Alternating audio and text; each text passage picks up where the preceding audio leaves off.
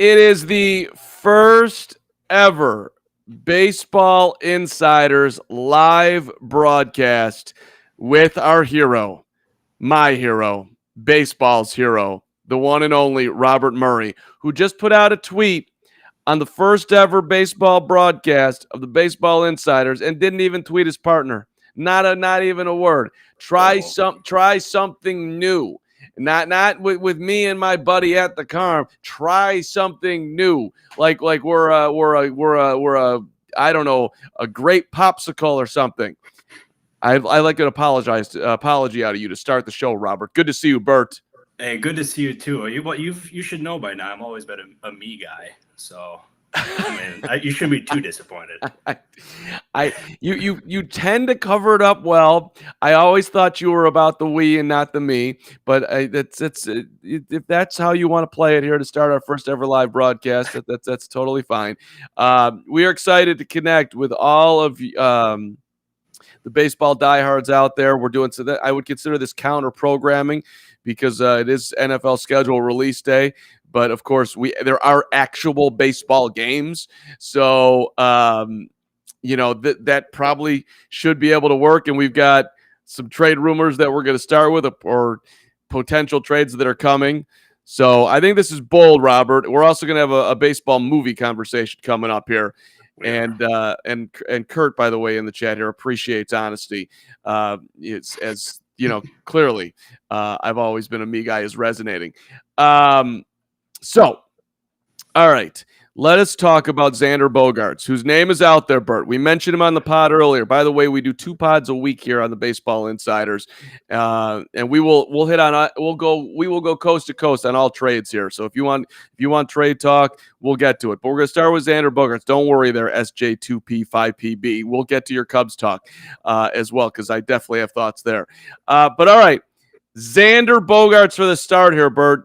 Our guy over at The Athletic, Jim Bowden, put 5 trade destinations for him. He's got the Blue Jays, and he's got the Rays, and he's got the Cardinals, and he's got the Yankees, who don't need to get any richer, and that would be an interesting, crazy idea that the Red Sox and the Yankees are going to make deals, and the Marlins. So what do you got here with the Boston Red Sox not finding the money for another key piece?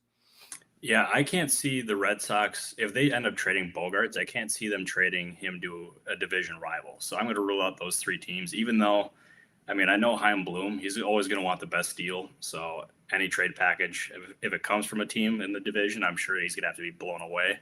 But I just can't see that happening. But the team that stands out to me is the St. Louis Cardinals. They recently demoted Paul Young to AAA. There was rumors that move was coming and then came to fruition. They have a gaping hole at shortstop. And Bogarts would fit that role perfectly. Can you imagine, Carm, an infield of Paul Goldschmidt, Bogarts, and Nolan Arenado, and then maybe like Tommy Edman at second base? Pretty sweet. Pretty freaking good. Yeah. But here's the thing, is I don't see that being a realistic scenario, because those 2 players I just mentioned, Goldschmidt, Arenado, very expensive.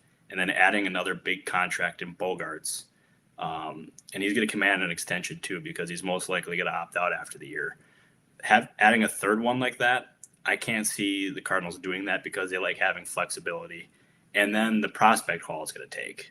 I'm sure the Red Sox are going to ask for Nolan Gorman and then more for him. And they've shown no willingness to move Gorman in the past. And I mean, it makes a ton of sense on paper. I just can't see that happening with St. Louis.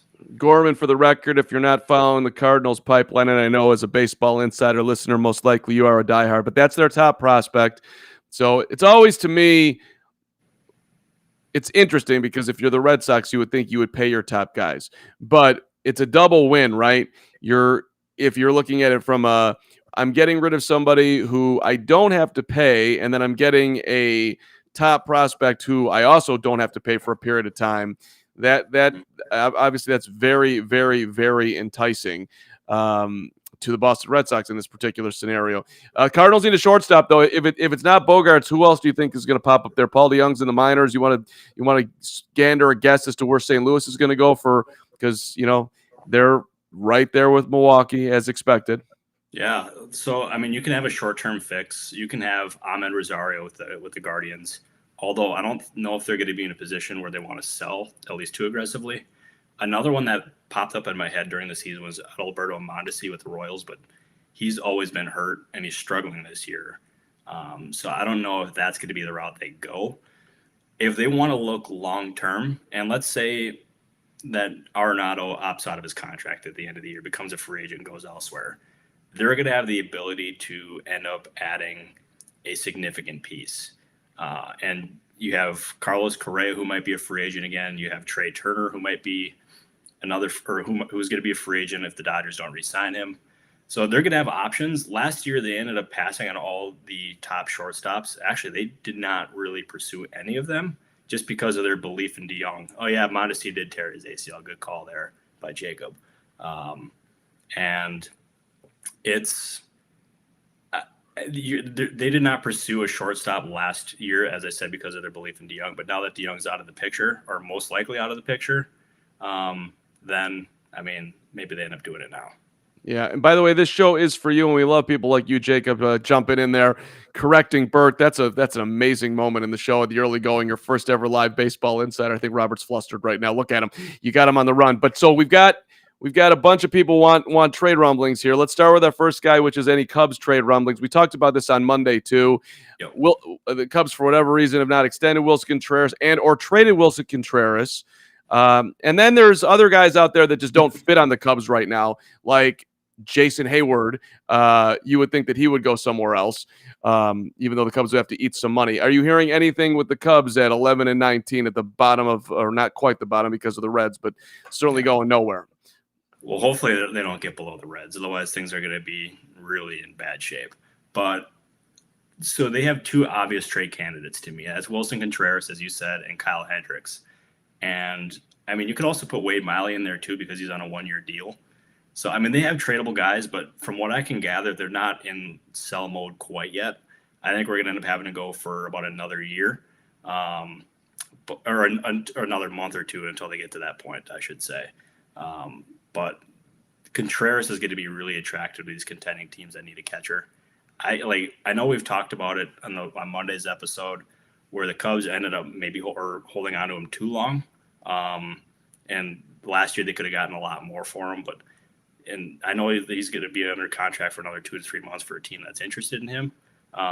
Maybe not get as much as they would have, but he's going to be really attractive to a lot of these different teams. Is your bet, Bert, that he gets moved? I'm 50-50 on it. That's not really? Source. That's more gut. Yeah, no, I get it. I mean, who the hell knows? The Cubs are very tight-lipped over there on Wilson Contreras. My gut tells me 96% that he gets moved along, but just that's what they did last year.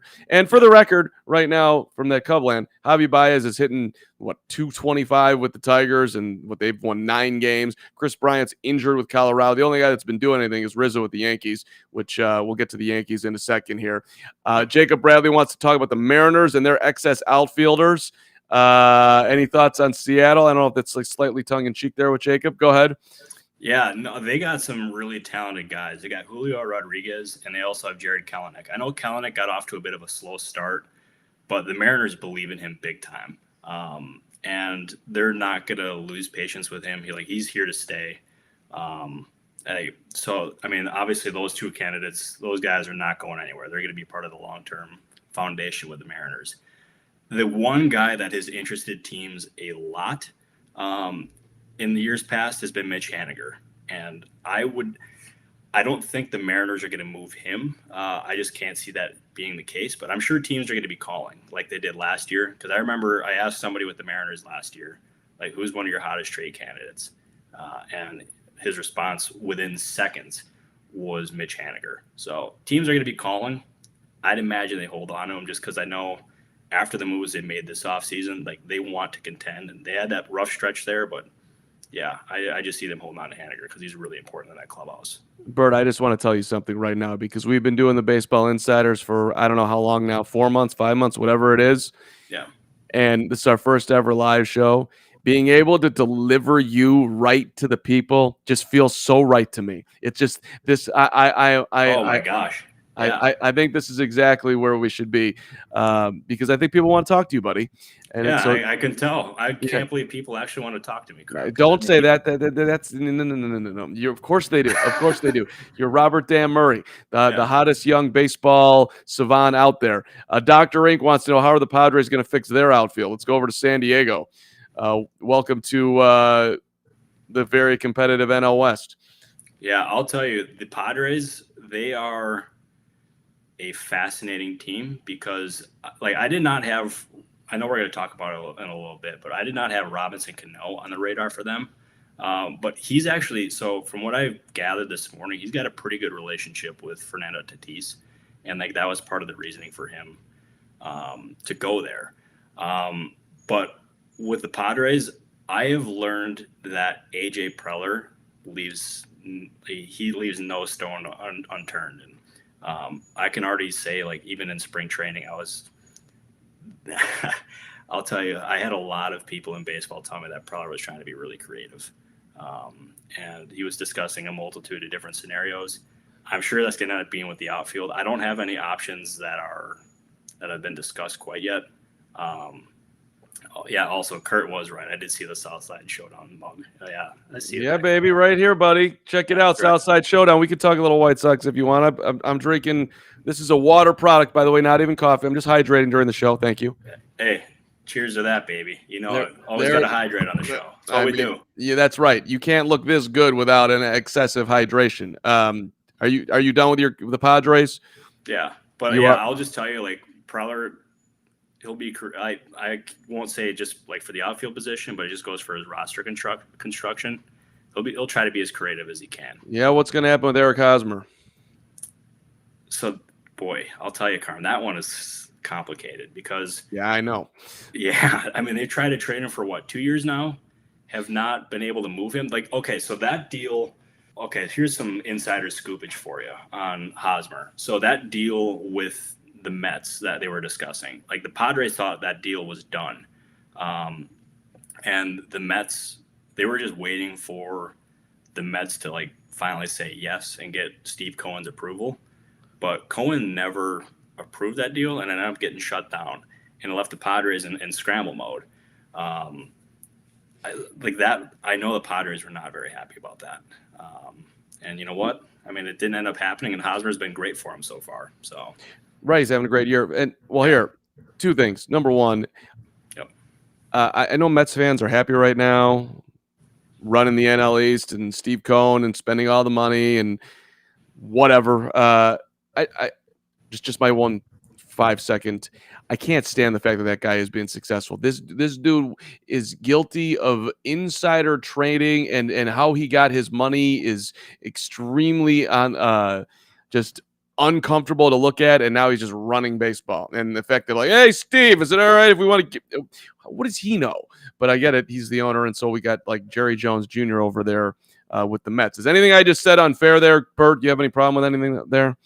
I mean, so when you said that you weren't, like, happy that the Mets were doing well because of Cohen, I mean, the way that you described it, like, the stuff that he's been accused of, I mean, I get that. But his ability to spend, the other 29 owners. Oh, no, I'm sure the players love it.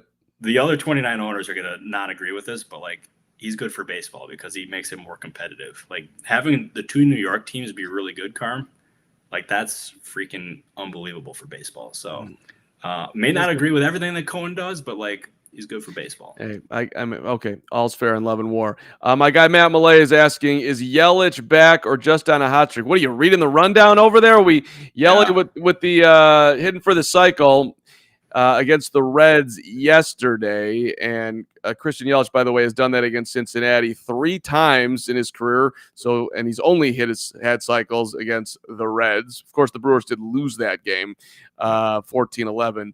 But yeah, dude's been scuffling, now playing well. What do you think? Is Yelich back? I know you're close with Christian Yelich there, Robert.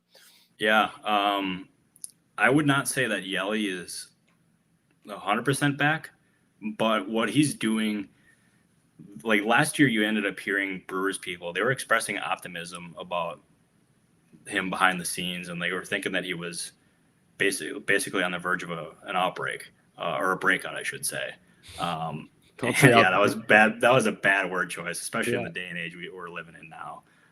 But they thought he was on the verge of a breakout, and that never came. He wasn't even showing any signs, striking out a lot. This year, you could hear it at spring training that they were optimistic about what they were seeing. And he was showing signs back then, and you're starting to see it now. He's been hitting home runs. He's been driving the ball. He's been playing also really good defense, too. And the thing you notice with him is his confidence looks like he's more confident on the field than he was in the past. I'm not saying that he's an unconfident guy because he's very confident in himself.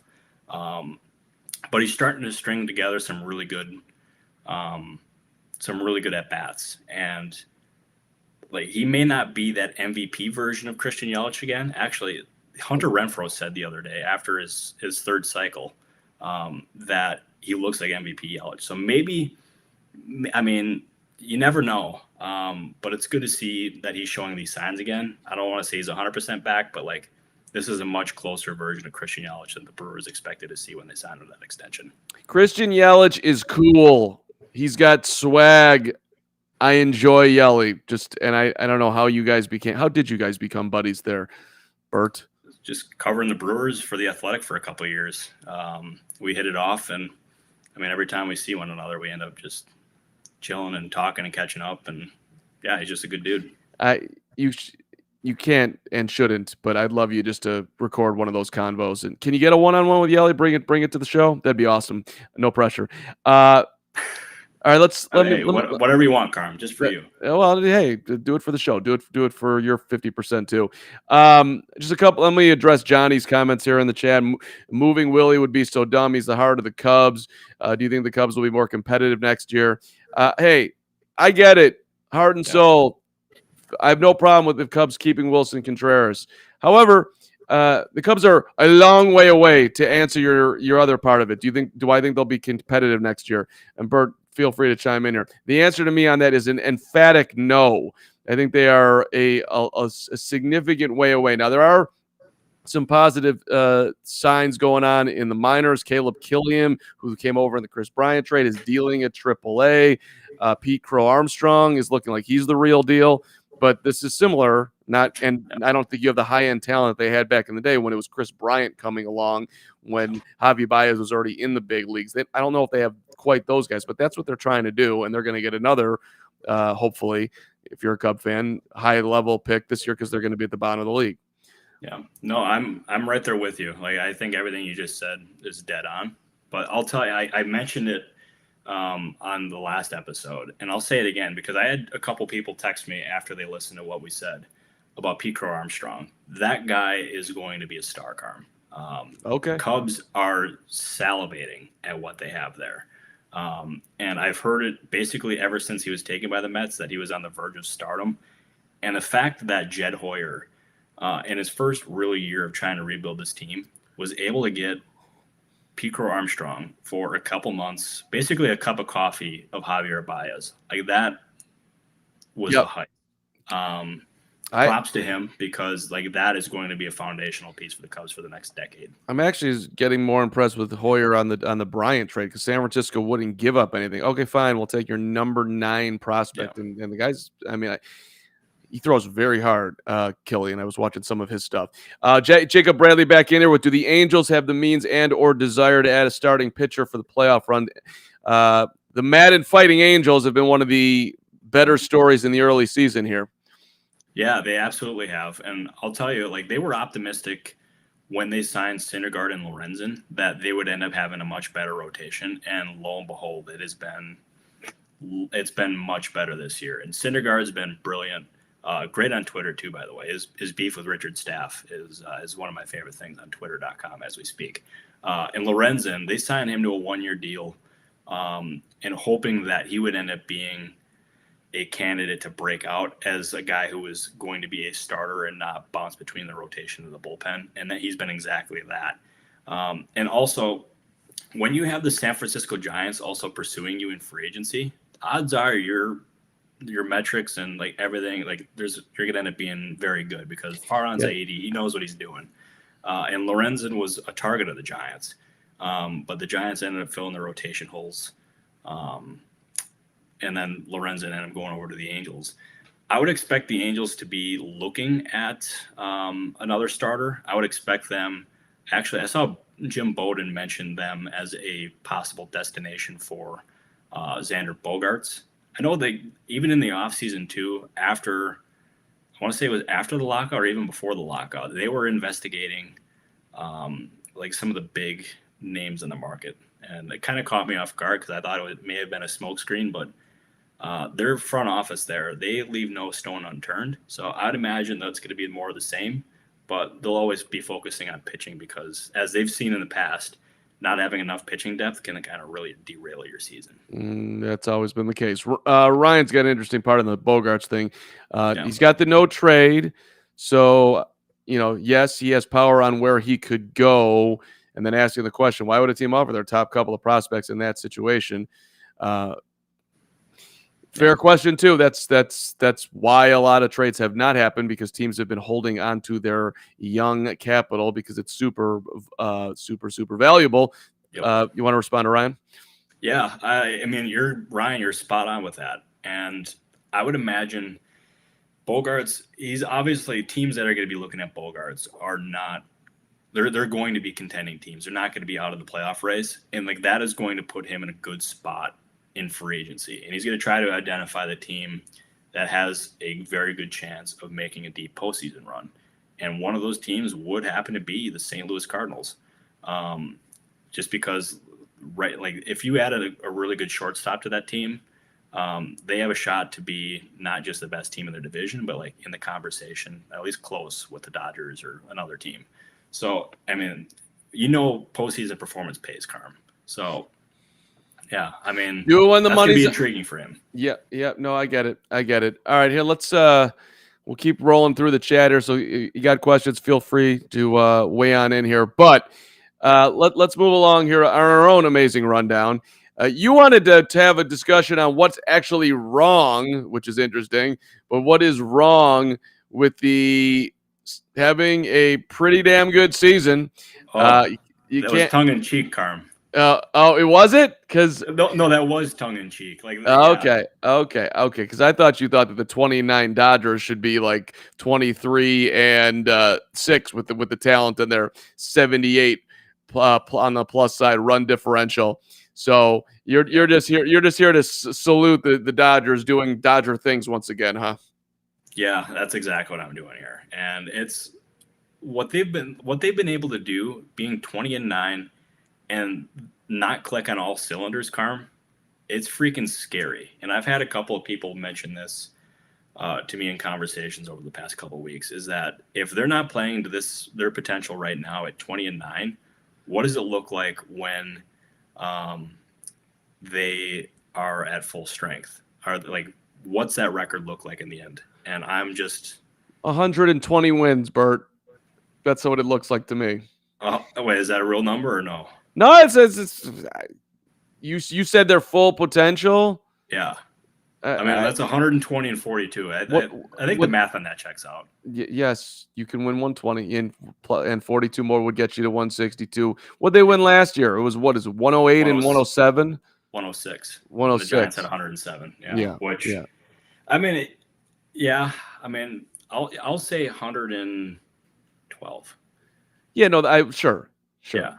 Sure. All right. Sorry. I did not expect to be talking about math on the show today, but you know what? I got to show off how much of a math guru I am and try to make up for that awful display I had a couple weeks ago. That was tough. Oh, yeah. When you boasted about your math talent and I gave you a math formula on the fly and you just completely came up short. Yeah, I'll tell you, that brought me back to being in high school, because that's exactly what happened in 4 years of high school. It was a tough scene. That's why I'm a baseball writer, not some math whiz or whatever. I think I said like 8 times 3 minus 4 plus 2, and you got it wrong. Yeah, something like that. I don't even have it in my head right now. Yeah, no, we'll defer. So I put on there I just wanted to assess. Best team in baseball right now, record-wise, is actually the New York Yankees, sitting here at 22-8. Lengthy piece about how in the Athletic about how we've got new coach coming over here, and they figured out how to handle the running game, which was kind of interesting to me. Like that was such a huge problem for the Yankees because like who the hell runs in baseball anymore? But it was an issue, and the you've got the offense is absolutely rolling, and you look at that, the always right powerful AL East, but the Red Sox are nauseating. Baltimore is actually playing well for themselves at 13-18. To the sexy Blue Jays that everybody loves, they've lost 4 straight, and Tampa's still hanging around here. But this feels like we're sort of like back to, I don't know, early 2000 Yankees just cruising and no one else can touch them. I do think this is going to continue for New York because they look like the best team in baseball to me right now. Yeah. I think they're going to end up being very good. I don't know if they're going to end up being this way throughout the entire season. I think it's not a slight on the Yankees. I think that's just the talent that's in the division. With Toronto, I think that team scares the absolute crap out of me if I was in that division. And also the Rays are. Oh, go ahead. No, so you still believe? Okay, keep going. I still believe in the Blue Jays. I think talent always prevails in the end. The Rays are scary just because they may not have the biggest payroll in baseball, but yet they still find a way to get it done every single year. The Orioles. I mentioned the Orioles for Ian Levy in the comments. He was upset we were 5 minutes in and didn't mention the Orioles. So shout out to Ian. It's my guy at Fansided. And then the Red Sox. I know we got a question coming up here in a little bit, but Sure, we could pop that in. Do you think the question here from our guy Celtic Pride? 1, 2, 3, 4, 5. Tough loss for you last night, buddy. An absolute dump job, and it killed me. Get a rebound. This is not an NBA show. I'm sure you feel the same way, Celtic Pride. Maybe you can get Game 6. But you think they're going to be going to the minors here, perhaps, and as we're twiddling around here in the AL East, do you think Boston's at the bottom to stay? I don't think they're going to be staying at the bottom the entire season. I think they're too good for that, but I also don't think they're going to be a serious threat for the number 1 spot in that division. Maybe they end up competing for one of the wild card spots. I think that's more attainable, but how much are they down now? 10.5 games, somewhere in that ballpark? The Boston Red Sox are 11-20, Bert. They're 11.5 back. So they're 11.5 back now. And if you want to flirt the wild card, they are, well, first of all, 11-20 puts you as that is the second worst team in the American League. Their percentage points right there with the Royals, and they are 5.5 back from the last wild card spot with 1, 2, 3, 4, 5, 6, 7 teams in front of them. No. Long season. I'm not. Hey, I get how baseball works. Keep going. Yep. I was just about to say the long season thing. So I think we've been doing this show enough where you can read my mind, Carm. So thank you for that. But yeah, like an 11.5 game deficit this early in the season is not insurmountable. Like they can easily make that up. But in a division that good, it's going to be extremely tough. So I do think they're going to be better. I think they have to be better. And Chaim Bloom, his job status is not going to be in jeopardy because of it. But he's going to have to get really creative to actually reach that spot because they have a lot of holes in that team. And it's not going to be easy. And like the loss of Kyle Schwarber and the loss of Hunter Renfroe it's glaringly obvious right now. And they have to find some offense somehow. Maybe it's calling up one of those top prospects like Tristan Casas. I'll tell you. So I remember a year ago, I was talking to a scout who brought him up out of the blue and just started raving about him. And he started describing him as a player to me. And then I asked, am I wrong for thinking that sounds a lot like Joey Votto? And his response, and I quote, spot on. Wow. So Votto is a very good player. So if he's anything like that, the Red Sox are in very good hands, maybe this year and for the next 5-10 years. So why do you think he's not there right now? He's not completely crushing the baseball, for the record. I mean, he's hitting 260 roughly, and 873 OPS.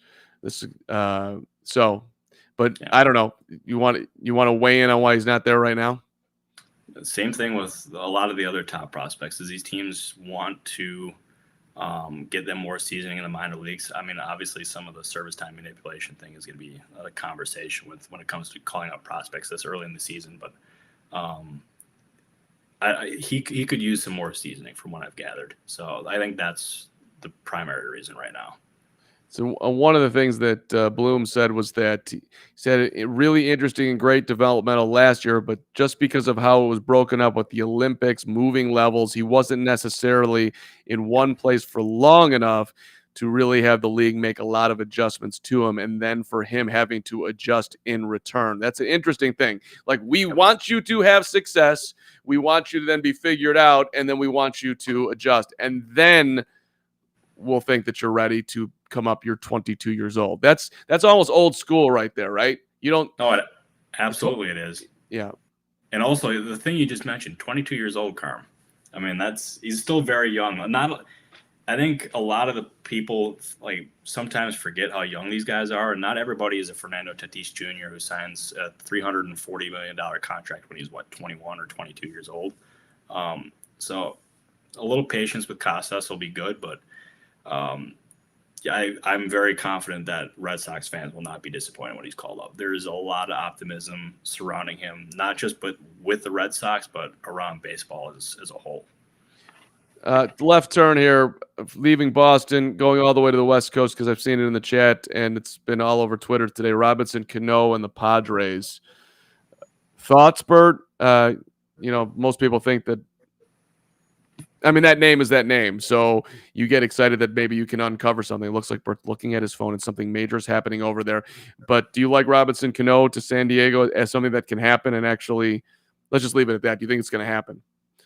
I do think it's going to happen. It's not done yet. Like, the two sides are talking, and all indications are it's going to get done probably by tomorrow.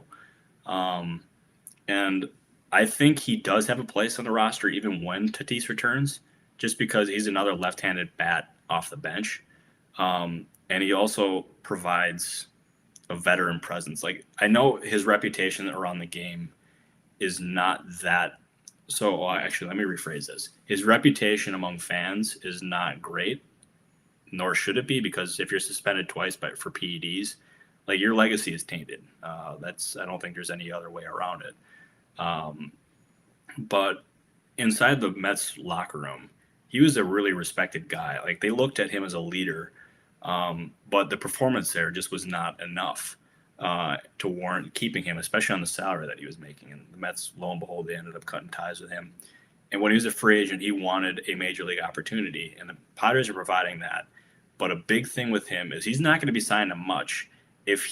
Signed for much money, I don't know what the deal is going to look like, but if he does not perform, the Padres can easily cut ties and just cut their losses. And if he performs really well, you have a veteran guy who's playing really well off the bench, another left-handed bat, as I said. So it's a low-risk move. It adds depth in the infield with Tatis out, which is always a good thing. It all depends on his performance. If he performs, he stays. If he doesn't, then he's gone. Okay, special bonus thing for people watching the Baseball Insiders live. Follow me at the Carm, and if you are in Chicago, I might have something of value to you that you might like. I'm not sure what I'm allowed to do here, so just hit me up in the old Twitter sphere, and we'll chat. That's all. I don't even know what it is. That's all I could say. That's all I can do. I'm just telling you, it's going to be worth your while. That's what I got. All right. I just want to make sure this isn't like some sort of scoop, is it? No, not a scoop. Not a scoop. Oh, so, and also, if you look in the description here on our YouTube, there is a way in which you can enter our sweepstakes and you can get yourself a Shohei Ohtani jersey. We are giving away an Ohtani jersey this month for all our loyal. If you have subscribed or are about to subscribe, that is your way into the contest, our sweepstakes, and a sweet Ohtani jersey, the Babe Ruth of baseball right now. And yeah, the Angels are a great story. And I saw the Angels play at guaranteed rate field against the White Sox, and it was awesome. And Mike Trout's having a year. And speaking of, that gets me to one of the topics for today. I went to White Sox Indians yesterday, Bert. All Guardians. right. Guardians. Excuse me. Jeez, that's terrible. White Sox Guardians. I'm adjusting. Okay. Yeah. Get yourself some water. I'm going to tell a little story here.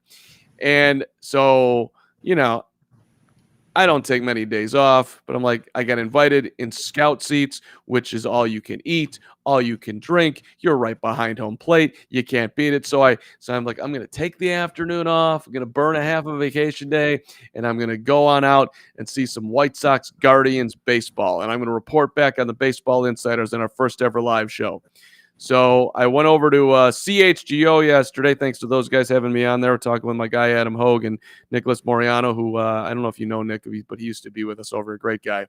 And so I do the show, and then I leave. I get over to Guaranteed Rate Field. I go through the special scout seat entrance, which is basically your own gate.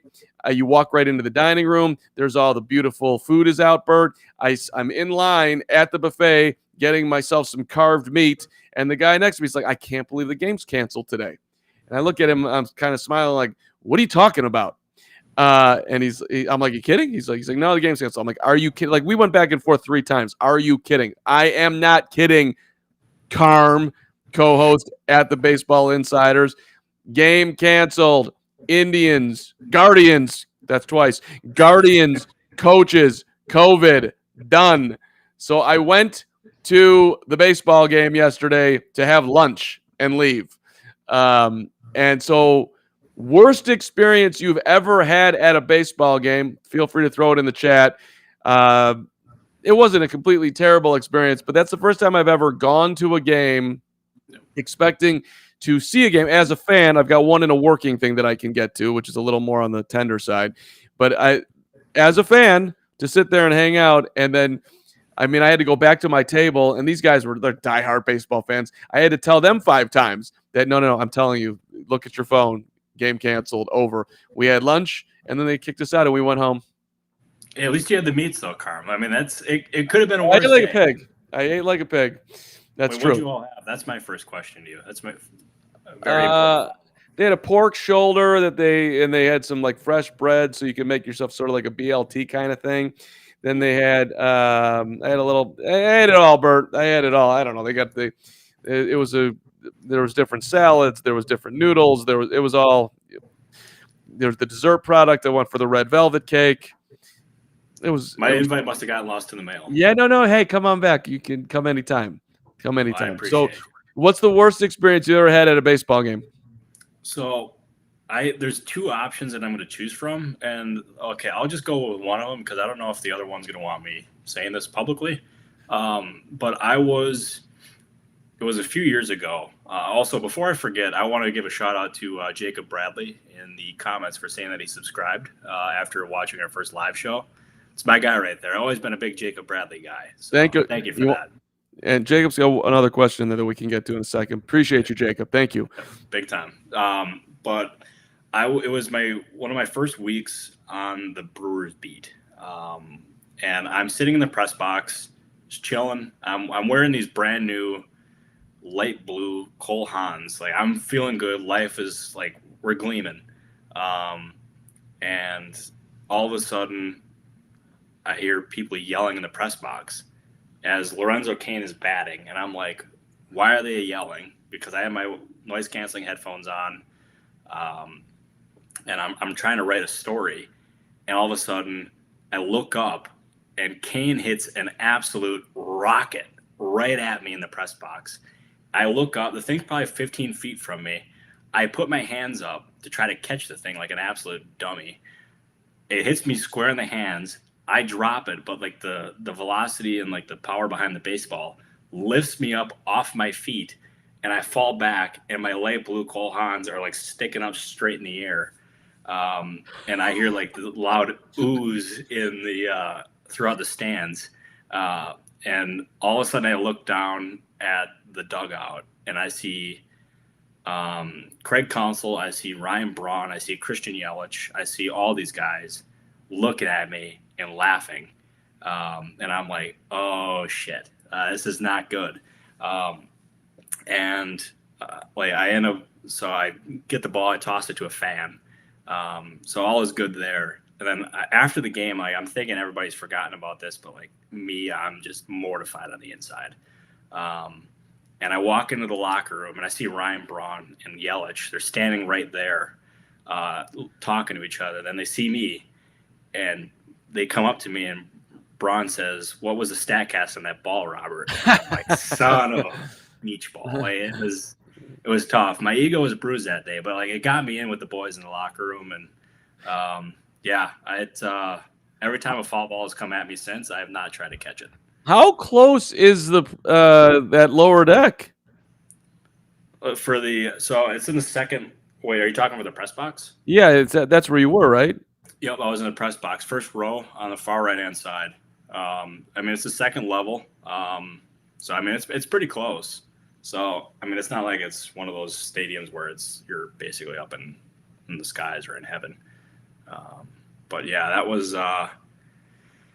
tough. Yeah, but that was my worst experience at a ball game for sure. Okay. I actually think that's a great experience, and because if you hadn't looked up, you might have died, and so you saved yourself, and you made friends, got a little bit deeper into the Brewer clubhouse. So congratulations. I'll just give one more story, and then we can move on. I don't know if you remember and I don't remember the year, but Cubs were playing the Cardinals one day, and it was the tragic day that Darryl Kyle passed away. And so the game's supposed to start, noon game, 1 o'clock, whatever it is. I'm selling beer at Wrigley Field, right? That's the only profession where I've reached the pinnacle, rose up from cotton candy all the way to peanuts to hot dogs to the beer man. Haven't quite hit that yet in the media world, but that, I reached it in vending. So I've got my Budweiser tub, and the game's not starting, but it's a beautiful Saturday afternoon, and people are, they're just buying like mad. So I'm making good dough. And then Joe Girardi comes out of the Cubs clubhouse, gives this tear wrenching Darryl Kyle. He didn't say what happened. He said there's been a tragedy in the Cardinals family, and today's game is canceled. Okay, so you have 40,000 people in Wrigley Field. The game is supposed to start. There's a tragedy in the Cardinals family. I don't even remember if Twitter was going on at the time, if it's making its way around what exactly had happened. But people are literally still sitting there not wanting to leave. So they just basically announced a death, and then I just kept going. Bud Light, and they kept buying. Oh boy, Carm. Should I not tell that story? Because it was unbelievable. Story. I'm like, these people aren't going to leave. This dude just died, but it's a beautiful sunny day. You're here today, gone tomorrow. Life is short. Let's continue celebrating. And finally, you all have to leave now. See you later. Wow. I didn't know that story, Carm. That happened. I hadn't thought about it until just now, so I didn't give you the heads up on that one, Bert. All right, so I think we missed one question in the chat that I want to get to here, Robert. Whether the A's move Laureano or Pinder. Yeah, okay. What do you think about that one for Jacob? So I don't think they move either of those guys. Pinder, that's somebody that a lot of these teams around the league like, and I can tell you they had discussions regarding him with a few teams before the season started. One of them being the Padres. Bob Melvin loves him, and I thought maybe that had a chance of happening, but the A's asked for an absolute haul for him, and the Padres weren't willing to give that up. And another thing with the A's is they're trying to move these players with big salaries, just to try to clear some money off the books. And Pinder is really cheap. So I don't think he is going to be somebody that is on the move, and I think he is there to stay.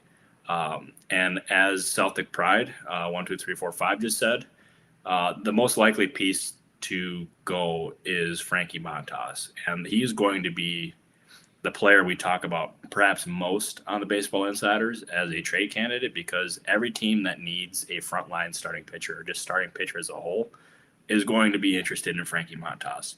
He's going to get the A's a lot in return. He's signed for next year too, and that makes him a lot more valuable than he already is, which, I mean, he's already extremely valuable. So, yeah, the A's are sitting pretty with Montas as long as he stays healthy. If he stays healthy, he's going to be by far the most coveted player on the market. Where do you think he goes? Make a guess.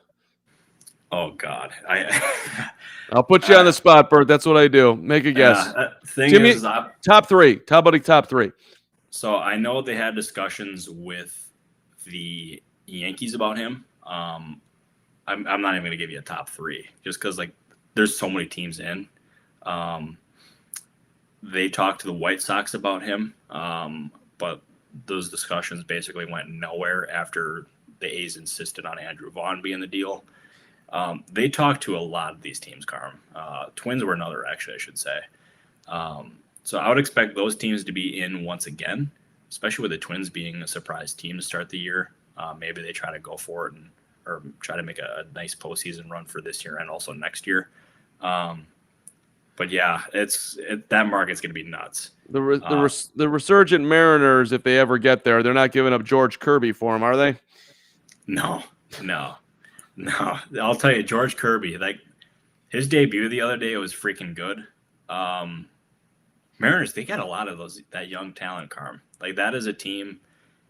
Jerry Dipoto has gotten ridiculed for the amount of times he started to rebuild because it seems like every year they're trying to rebuild. But they got some pieces there, and credit to him. Was it perfect? No, far from it. But they were able to get a lot of these guys, talented players, Rodriguez, Kalanick, Kirby, some others too. And yeah, it was good work by him. Yeah, okay.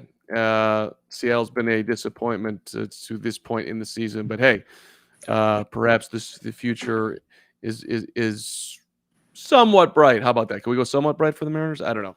I feel like that's right. Yeah, let's go there. I never thought I'd actually say the future is bright for the Mariners, but here we are. Yeah, well, hey, it's been a minute. It's my guy Scott Service, damn it. Hey, Bert. What's up, Carm? I think we've done it, buddy. I think we're there. This has been a ton of fun today. I've really enjoyed doing the live show. Great to be able to talk to you. Oh, we do have to wrap with MLB.com has got their it's the last day to do it, but they're having their favorite baseball movie of all time. And they had their brackets, right? 16 were in there. Moneyball faced off against Bull Durham. Major League versus Trouble with the Curve. 8 Men Out versus 42. The Rookie took on A League of Their Own. Bad News Bears versus Rookie of the Year. The Perfect Game versus The Sandlot. For Love of the Game versus The Natural. Angels in the Outfield versus Field of Dreams. So it got down to, I think it's Field of Dreams versus Major League is where it's at. You want to give me your favorite baseball movie of all time before I have a meltdown on this? So I was talking about this with Hunter before the show. Number 2 for me is Major League. But number 1 is Little Big League. So Little Big League? That is right. Exactly. I love that movie. Great movie, Carm. Charlie Sheen. Okay, I haven't seen Little Big League, so I'm not. I can't count. Whoa. Little Big League? You were gonna destroy me, but you've never seen Little Big League before. I mean, boy, she was on the other foot here, Carm. I think that was a very gifable moment that would just happen with my reaction. I don't know why my face does what it does, but here we are. But anyways, continue. Little Big League. I do love Jason Robards. So R.I.P. Okay. Let me just gauge by the chat here. Do I need to go see Little Big League? Jacob's going with The Sandlot, which, Jacob, no offense, but I find The Sandlot's like one of the most overrated baseball movies of all time with the amount of love that it gets. I'm not saying that it's not a like halfway decent movie, but it's like The Sandlot. Come on, man. Thank you, Kurt. The answer is destroying me. Kurt, I thought we were friends. I've never even heard anybody say Little Big League, which is why I don't even have to have seen it to think about how ridiculous this is. Little Big League over any of the movies that I just named for the record, but like for me, I'm having yeah. A lot of them you named were good. I'm not gonna like try to destroy them by any means. Like I'm a big fan of those. I understand. Like, you're a positive guy. So I want to talk about, because I almost got canceled yesterday. So the Twins beat. They do this like little draft on different topics, and this one happened to be like things you dip foods in, and the number 4 overall pick was queso. And I said that queso should be an undrafted free agent. I stand by that claim because queso is bad. So that's my take for the day on that. Okay. I'm going to accept that right now, Robert. Is that disappointing that I'm just allowing your whatever food takes to make it through here at the end of the show because I'm just fatigued? But I'm fatigued too. Yeah. Well, I'll tell you, as I said, Jacob Bradley, that's my guy. He says he agrees. I think he's agreeing with Kurt's take that Bull Durham is number 1 and Major League is number 2. Actually, he's not doing that. I'm going to pretend like he's agreeing with me. Yeah. So, just to make myself feel better. All right. Just for me, as a kid, Highland Park movie theater, $1.50. Guy had like he had a boa that you would. It was the way movie theaters should be. You give him $2, he give you the 50-cent piece back. That's where I saw The Natural. That's where I saw Robert Redford hitting to the lights. That's where The Hammer and Max Mercy and baseball movies just moved into my soul. So The Natural is I still think my number 1 because it just feels just so childhood beautiful like. But when I was going through the list, I think like objectively, The Bad News Bears, the original, that is a phenomenal movie. It's just really, really well done. Yeah, I agree. And it's like, I mean, if you're gonna really like look at like depth of a movie and character development, I don't know. The Bad News Bears is incredible. Kelly Leak, the whole thing. All right, hey, Baseball Insiders live every Thursday at 2 Central. And we have another episode that comes out earlier in the week. So check that out on the YouTube channel. We really need YouTube subscribers. So hit that subscribe button. Not to beg, but hit that subscribe button and turn those notifications on. There's a ton of good content we're bringing to you. So get involved. And as we get closer to the trade deadline, too, we'll be getting you some more inside info that you won't be seeing anywhere else. So please subscribe so we can continue to do this and feed our families, too. And feed our families. That's very important, especially me. You should see my grocery bill, Carm. But anyways, hey man, inflation is a thing, Bird, and you eat like a horse. So, yeah, okay. Thank you for watching. Thanks for everybody helping on behind the scenes. Hunter, Michael, Zach. We will see you next time on the Baseball Insiders. Appreciate it. Say bye, Bird. Adios.